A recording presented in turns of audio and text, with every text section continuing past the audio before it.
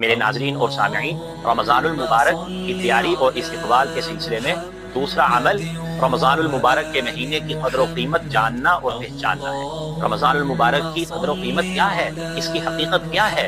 رمضان المبارک کی قدر و قیمت ہے، اسی لیے تو رسول اللہ صلی اللہ علیہ وسلم رمضان المبارک کا استقبال اور اس کی تیاری 2 ماہ قبل شروع فرما دیا کرتے تھے۔ رمضان المبارک کا مہینہ یہ اللہ تبارک و تعالیٰ کی ایک بہت بڑی نعمت ہے، یہ اللہ تبارک و تعالیٰ کی طرف سے ایک بہت بڑا انعام ہے۔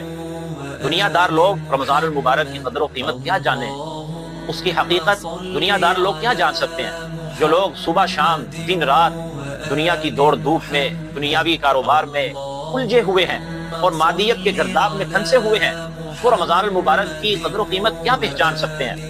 رمضان المبارک کے مہینے کی قدر و قیمت، اس کی حقیقت کو وہی لوگ جان سکتے ہیں، وہی پہچان سکتے ہیں جن پر اللہ تعالیٰ کا خصوصی فضل ہوتا ہے۔ رمضان المبارک کے مہینے میں اللہ تعالیٰ کی رحمتوں اور انوار و برکات کا جو سیلاب امڑ آتا ہے، وہ وہی لوگ پہچان سکتے ہیں جن پر اللہ کا خاص فضل ہو۔ پوری کائنات میں سب سے زیادہ فضل اللہ تعالیٰ کا میرے اور آپ کے نبی حضرت محمد الرسول اللہ صلی اللہ علیہ وآلہ وسلم پر ہے۔ اسی لیے رسول اللہ صلی اللہ علیہ وسلم 2 ماہ پہلے ہی رمضان شریف کی تیاری میں لگ جایا کرتے تھے اور ایک ایک دن گنا کرتے تھے کہ رمضان المبارک کا مہینہ آنے میں کتنے دن باقی رہ گئے، ایک ایک دن شمار فرمایا کرتے تھے، تاریخوں کو یاد رکھا کرتے تھے، اتنا اہتمام فرمایا کرتے تھے۔ میرے ناظرین اور سامعین، کبھی میں نے اور آپ نے غور کیا ہے کہ رسول اللہ صلی اللہ علیہ وسلم کیوں اتنا استقبال فرماتے تھے، کیوں اتنی تیاری فرمایا کرتے تھے رمضان المبارک کے مہینے کی؟ دیکھیے، جب ہمارے گھروں میں کوئی خاص مہمان آتا ہے، بڑا مہمان آتا ہے، تو دیکھیے ہم کتنے دن پہلے تیاریوں میں لگ جاتے ہیں، گھر سجاتے ہیں اور کتنا اہتمام کرتے ہیں، کتنا انتظام کرتے ہیں تاکہ مہمان کی ناقدری نہ ہو جائے۔ تو اسی طرح رمضان المبارک کا مہینہ یہ بڑا عظیم مہمان ہے۔ تو غور کرنے کی بات یہ ہے کہ جناب رسول اللہ صلی اللہ علیہ وسلم کیوں اتنا استقبال فرماتے تھے؟ کیا وجہ تھی؟ دیکھیے، ہم تو ظاہر کو دیکھتے ہیں نا کہ اس میں روزے رکھے جاتے ہیں، اس میں تراویح پڑھی جاتی ہے۔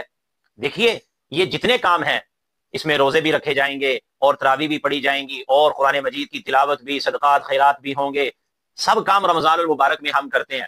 لیکن صرف اسی پر بس نہیں ہے، بلکہ یہ جتنے نیک اعمال ہیں، یہ سب ایک بہت بڑی چیز کی علامت ہیں، وہ ہمیں سمجھنے کی ضرورت ہے، اور وہ یہ ہے کہ یہ مہینہ خاص طور پر اللہ رب العزت کا مہینہ ہے۔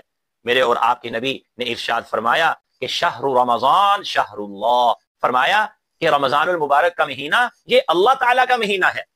ویسے تو سارے مہینے اللہ تعالیٰ کے ہیں، لیکن خاص اللہ کا مہینہ رمضان المبارک کا مہینہ ہے۔ اس مہینے میں جو گناہگار لوگ ہیں، اللہ تعالیٰ ان کو موقع عطا فرماتے ہیں کہ 11 مہینے تم لوگ دنیا کے کاروبار میں پھنسے رہے، دنیا کی دوڑ دھوپ میں لگے رہے، تمہارا ظاہر باطن، تمہاری باتیں، تمہاری سوچ، تمہاری فکر، خیالات، تمہارے اعمال افعال، یہ سب دنیا کے لیے ہو کر رہ گئے تھے۔